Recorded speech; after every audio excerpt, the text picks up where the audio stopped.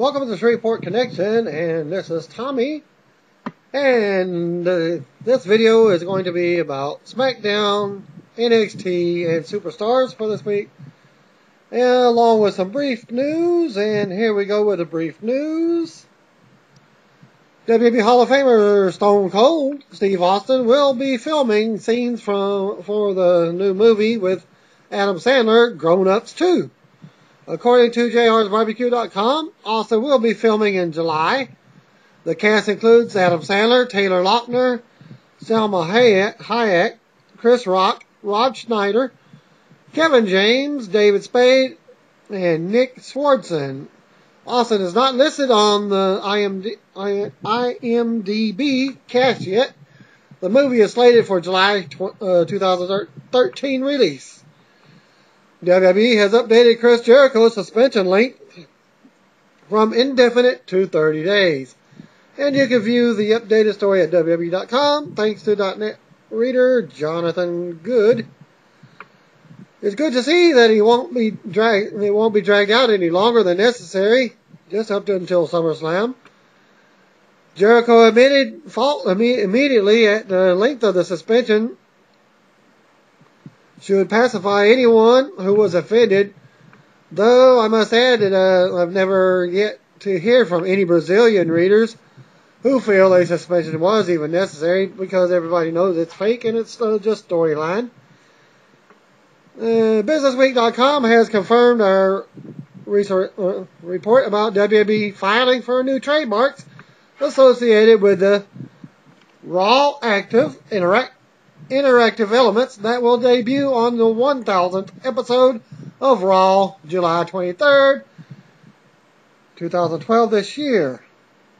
WWE has filed 3 applications to register Raw Active and Raw Active as trademarks. According to the database of the U.S. Patent and Trademark Office, WWE plans to use the marks in connection with fan-oriented online chat rooms and social networking. The applications were filed May 17th. Paul Heyman has been getting some buzz on Twitter today, including some cryptic responses from WWE champion CM Punk. Heyman tweeted on Tuesday afternoon, "It's going to be one wild effing year." Shortly after that, CM Punk responded to the tweet by saying, "They have no idea." When asked by a fan if they could have a clue about what Paul Heyman and CM Punk were talking about, to which Punk replied, "Colonel Mustard, Conservatory, Pipe," reference to the board game Clue. Because they debuted, CM Punk debuted, the WWE is debuting on the cover of the new WWE game, WWE 13. Punk was then asked by a fan at CM Punk, "Will you be working with at Heyman Hustle in the WWE this year?" Punk replied, "Last time we did that one of us quit." So guess what? It wasn't Punk. So who does that leave? That quit. Okay, former WWE performer, diva, song singer that she tried to sing. Well, that's her character. She was the one that sang awfully. Jillian Faye Fletcher is her real name, aka Jillian Hall. 31 years old, was arrested on April 23rd, 2012 in Orange County, Florida, and charged with battery, domestic violence. The one-time WWE diva subsequently announced Thursday via Twitter that she is separated from her husband of only 2 years, and his name is Mike Farole. Farole, how you pronounce it? Farole. As most of you already assume that's going on with me recently, she was quoted by saying, "Some really horrible things have happened, and Mike and I have separated." She wrote, "This news and negativity has been very hard on me, but time is healing. I'll be I'll be me very soon. She then tweeted a photo of a tattoo featuring her husband's name, which she dubbed a tiny mistake. LOL. Hornswoggle turned 26 years old on Tuesday, while Brian Kendrick turned 33. Steve Corino, formerly of ECW, he turned 39. Pete Gas, formerly of WWF, with the Mean Street Posse, he turned 42. And Samu, formerly of the WWF Tag Team and WCW Samoan SWAT Team, he turned 49. Look for John Cena and CM Punk to work a lot more SmackDown tapings in the near future, with a lot of dark main event appearances. For those that don't know, you better call somebody. Well, the feeling that Randy Orton was sent to SmackDown for drawing power, but now that's not enough. So they have to go with more, because it's the B show anyway, so. Are they ready for a live show? I doubt it. Among the wrestlers, the feeling is that they are stretching Cena thin, and the comment was made that it's no surprise Cena is getting divorced because he's never home. There's also a feeling among the wrestlers that WWE is running the top guys ragged, and that's never a good thing. Lex Luger has arrived to WWE.com, as he is now featured in their alumni section. The website says of the total package, with his impressive physique and powerful abilities, Lex Luger became one of the most popular competitors of the 1990s. Check out Luger's profile, photos, videos, latest addition to the alumni section of WWE.com. Former AWA Tag Team Champion Doug Summers filed a lawsuit against WWE, Vince McMahon, and Linda McMahon over WWE using footage of AWA containing his likeness and his matches without his consent. Summers said that he appeared on 4 DVDs, WWE Classics on Demand, books and other materials, but never agreed to do so. WWE owns the AWA library, so they do have the right to show the video, so that should be the possible end of that argument there. Because when you buy outright the videos, that makes you complete owner. Having purchased it from the Gagnes in 2003 for 7-figure sum, the suit was originally filed in Georgia, but WWE had to move it to federal court. WWE and the McMahons have filed motions to have the case dismissed, saying that when they acquired the rights to the library, the intellectual property becomes theirs, as well as the use as they wish. And now for your results for SmackDown.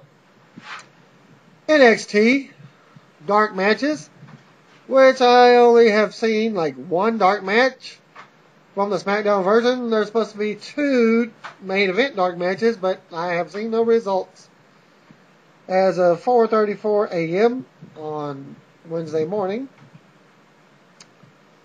And SmackDown taping took place in Baton Rouge, Louisiana. But first, this is the NXT, the never-ending season. And thanks to Thad Perkins and Brian Thornhill, they were at the SmackDown tapings and passing the following updates for NXT. And the dark match, they say Dean Ambrose defeated Luke Hawkins, must be a local wrestler. Ambrose came out to cut a short promo that drew good heat, but it was not a great promo. But he won the match with a rear naked choke, chicken wing. And this starts the NXT taping. Matt Striker and William Regal come out for NXT. Tyler Rex and Kurt Hawkins out to no heat. Looks like they'll be facing the Usos. Nice pop for them with full entrance dance. That got the crowd hopping to their feet. Match number 1, Tyler Rex and Kurt Hawkins defeated the Uso brothers. The crowd was flat at first, but picked up toward the end when they were getting near falls. We're simple folk, but in Louisiana, easily entertained. Tyler Rex scored the win. Not sure which Uso took the fall, but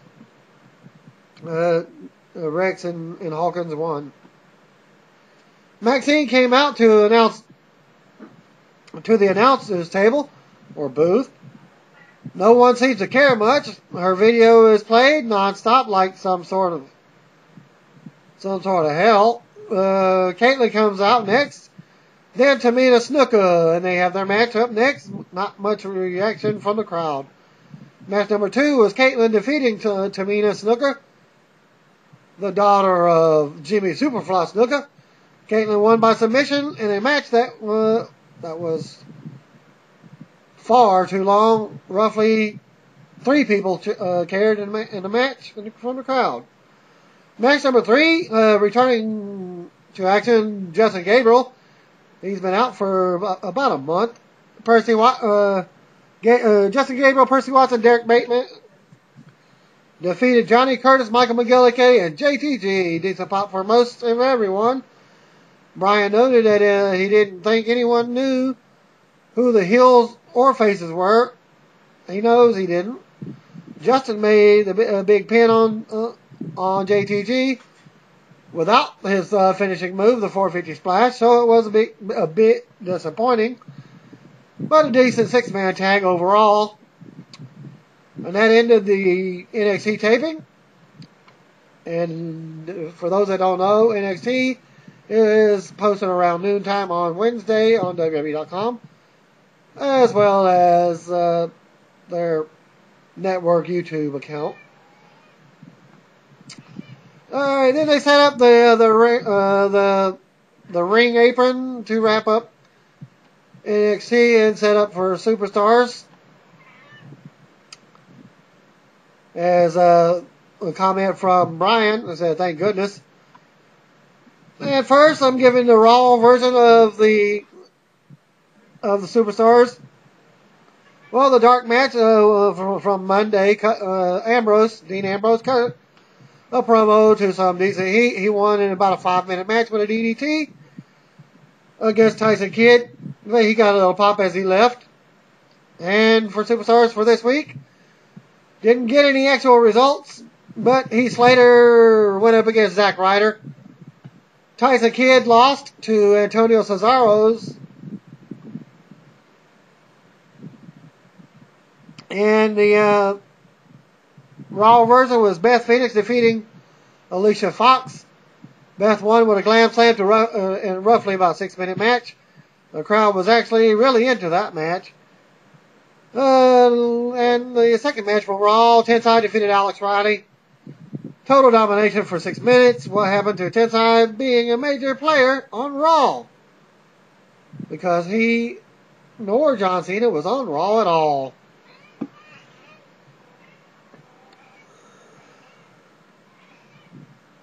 Okay, next is the SmackDown version of the event for Superstars. Jinder Mahal defeated Yoshitatsu. Thad wrote one of his friends compared Tatsu to being somewhat of an Asian R-Truth. I moved down a few seats as the match started. Mahal won a very lackluster match with a camel clutch submission. Match number 2, Christian defeated Drew McIntyre in a non-title match. The crowd was on fire for Christian. Good back and forth match with Christian picking up the win with the kill switch splash combo. And this is the only way you should set time aside to see the entire show. And that concludes Superstars taping as they set up for SmackDown. And they start off SmackDown with Booker T coming out to a massive pop. And Michael Coleslaw drew the usual massive heat. I call Michael Coleslaw.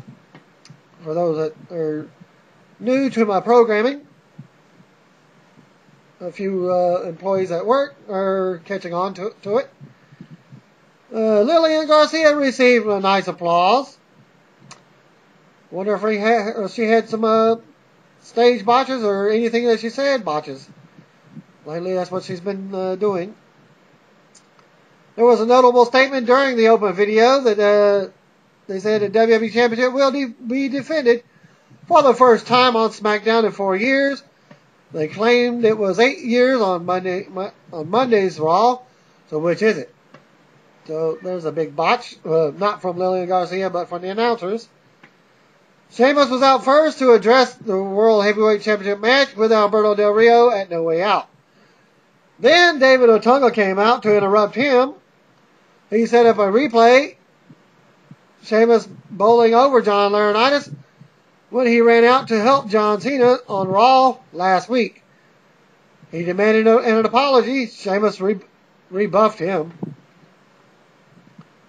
Alberto Del Rio came out to add his own 2 cents. Otunga stated that Del Rio would be allowed to pick Sheamus' opponent for the night. Sheamus Bro kicked the hell out of Otunga. Del Rio baffled and Sheamus stood tall in the ring. Match number 1 for SmackDown. Sin Cara, who returned to action after his 6 or 7 to 8 month injury. Sin Cara came out with new red and white ring attire and new pyro set entrance, but with the same strip club lighting. Sin Cara won with a tilt-the-world face buster on Slater. No botches except for a small awkward spot when his foot was caught under the rope. So, wasn't supposed to be a count with a foot on the rope anyways. So there's your botch in that one. That was a referee botch, I bet. And there was hype for WWE Championship match for later in the show. And just because I'm reading the results, it's not what actually, sometimes it's not what is actually seen on TV, because they do sometimes do edits and not show certain angles, and fans are not able to see what actually went on. Okay, Ezekiel Jackson. Before I get to Ezekiel Jackson, there was hype for the WWE Championship match for later in the show after the Sin Cara match. Okay, now back to Ezekiel Jackson. Still has a job as he came out. Damien Sandow followed and took the mic for a promo. He blew off the match, but Zeke tossed him back in the ring, and the match was underway. Damien Sandow defeated Ezekiel Jackson. They traded offense, and Sandow finished him with his neck breaker. He did a cartwheel in the ring, very similar to the Genius, so I guess that's what he's going to be doing, the old Genius character. And for those that don't know, again, the Genius is a character, real life brother of Randy the Macho Man Savage, is the Genius Lenny Poffo. And he had the neck breaker and also the cartwheel in his repertoire moves. Okay, after that was there was a backstage segment between Dolph Ziggler and Alberto Del Rio. Ziggler wanted to be Sheamus' opponent, and he got his wish. Ryback is up next. Joy, happy, joy. Match number 3, Ryback defeated 2 jobbers in a handicap match. The jobbers were billed as being from Alabama, so they chanted "Roll Tide Roll" in Baton Rouge. That's the cheapest kind of heat. Ryback destroyed them with a double muscle buster, and there were plenty of Goldberg chants. Vicky Guerrero, excuse me, I call her Miss Piggy, came out with Dolph Ziggler. Yeah, I call her Miss Piggy because of the segment they had with the Muppets a couple months back. She sounded just like Miss Piggy when she says "excuse me." I just say, well, if you're gonna ask for an excuse, go to the bathroom. Okay, back to the action. Vicky came out with Dolph Ziggler and vowed to end Sheamus tonight. At this point, all we've really gotten is matches and one backstage segment. So, will it be a wrestling? Or it will be a wrestling heavy show for Friday's television show, or they'll tape other segments later and then add them in. Sheamus came out to another massive pop. He's really over with the crowd. Sheamus defeated Dolph Ziggler with Vicky. They actually came at a decent pace with Ziggler hitting a top rope facebuster on Sheamus. Jack Swagger ran out to help Ziggler and mess him up. He ate the bro kick to end the match. You'd think a cannon went off and shot Dolph with the way he sold it. Good match. The crowd was very into the match. Next segment was Darren Young and Titus O'Neil coming out for a tag match. We get backstage segment with Matt Striker and Punk putting over the WWE title match. And Santino Marella and Zack Ryder came out. Hey, a Ryder sighting. Woo, woo, woo. You know it. Match number 5, Santino Marella and Zack Ryder defeated Darren Young and Titus O'Neil. Santino got a roll up in less than 2 minutes. Big Show came out and tossed Marella into the WWE sign on the stage. Ryder got tossed around ringside as Titus and Darren exited the arena. Show took the bigger half of the ring steps up the ramp and slammed Ryder on them. Santino got the same treatment on the steps with a camel clutch. Show hit him with a WMV to massive heat. Then Big Show started out at the crowd before leaving. Then there was a backstage segment with Daniel Bryan telling AJ that CM Punk is only using her. Match number 6, Cody Rhodes defeated Tyson Kidd. Poor Tyson Kidd. He didn't even get a ring entrance for the live crowd. He deserves better. A nice fast-paced match. Cody won in less than 2 minutes, a squash match. Cody and Christian jawed for a minute after the match. Then we got a segment where Kane showing backstage and the WWE Championship match was up next. So I'm going to guess because there's no actual statement of what they were actually doing. He's probably looking at a monitor backstage. We'll just have to wait and see what happens on Friday night. Match number 7, CM Punk fought Kane to a disqualification finish when Daniel Bryan interfered in the championship match. Slow and plodding at start. The crowd got into it toward the end. Daniel Bryan ran out. He's way over. Bryan attacked both men, and then the ref called for the bell for the DQ finish. Kane ended up choke slamming both men at the same time. Big Johnny comes out and declares the WWE Championship match and no way out a triple threat match. Wow, well that leaves Bryan and Punk were left in the ring with AJ. Bryan tried to get her to leave with him, but she left without either one of the guys. Bryan slapped Punk twice, and Punk gave Bryan a GTS. And the fans loved it to end the show, and that also ends my results for this week for SmackDown, NXT, and Superstars.